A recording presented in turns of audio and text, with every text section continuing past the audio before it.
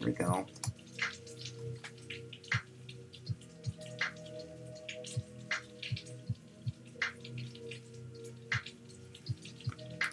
Lester.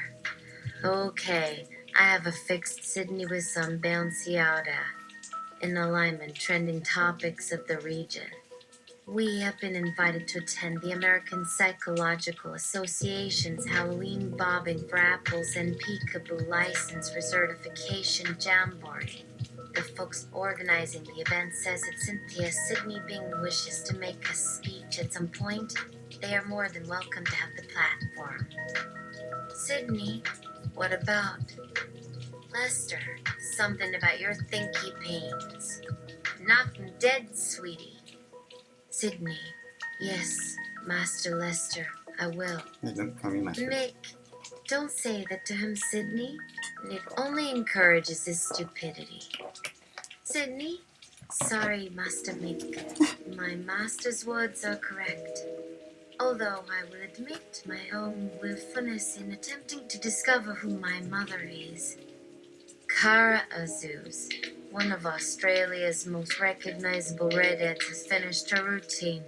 She leaves the stage to greet Sydney and Jasmine Abrams with a hug, as well as thank the audience for their support. It was such fun learning the sequentials today, Cara exclaims. If you like what you see here, we are hoping you will get your friends and colleagues together to contribute your 2 bits to our GoFundMe campaign. The audience claps and applauds. Sydney removes herself from the talker and rejoins Sydney. Cora is using social media for personal publicity, something you will be doing from today. Jasmine blushes at being reminded by Sydney of her plan. My goal is to create an interactive web page with plenty of noise, filled with the latest memes from Twitter and my followers' favorite tunes on SoundCloud. Okay, I'll update your Twitter avatar with the latest background image. You need to work on your graphics first, though. Think of it as creating a portfolio of your skills. For a long time, people judged people solely on looks, which makes sense when the visual sense evolved to the forefront of our brains first. But we should learn to evolve beyond this narrow thinking. Sydney realizes she wants to be clear that she does not intend to make fun of others by their looks alone. That would simply lead to more mockery of her physical appearance. Master Lester, may I ask a question? Lester nods as he watches Cara leave the auditorium. My look, Sydney says, emphasizing the word in front of her and focusing on her neck collar. Why has no one developed clothing that will work for me? I read the news about Kiki Smith's fashion illustration series and was very disappointed. She didn't do much better than what you gave me this morning, Master Lester. She licks his cheek and giggles. It makes you look like the cuddly little guy, you know, the kitty cat. Lester bends down and takes her by her scruff, hugging and squeezing her body tightly against his, while placing his mouth directly on her face. This is far superior to anything you could buy from stores, at least until you reach my age.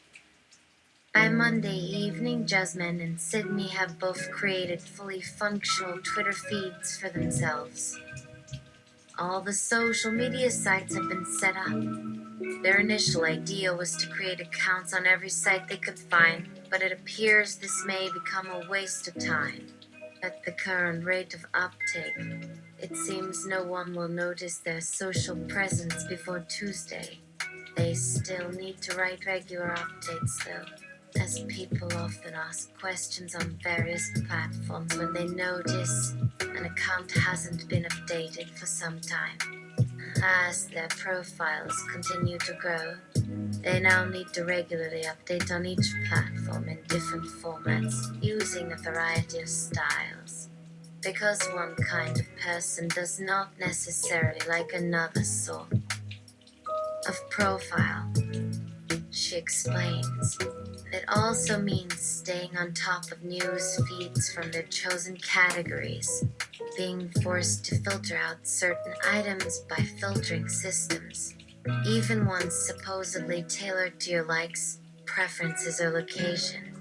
Jasmine wants to delete her account altogether because they just become more intrusive, but she recognizes that the network's data is valuable and will give her an edge over others who don't follow trends. The way we use the net is changing fast. Jasmine decides to wake up early. Today is Halloween, and if she's going to do anything interesting for tomorrow, then now is the best time. Sydney offers to join her, but Jasmine shushes her. I need to work solo first thing. Make yourself useful for me by arranging all this food I bought from Trader Joe's in here. Sydney quickly arranges the 2 ice cream bars on her new wooden table, along with some Reese's peanut butter cups, M&Ms, and an apple. She shuts the kitchen door so they aren't overheard when Jasmine opens the curtains, exposing Sydney to a quiet street filled with children playing and parents taking their kids out for last minute.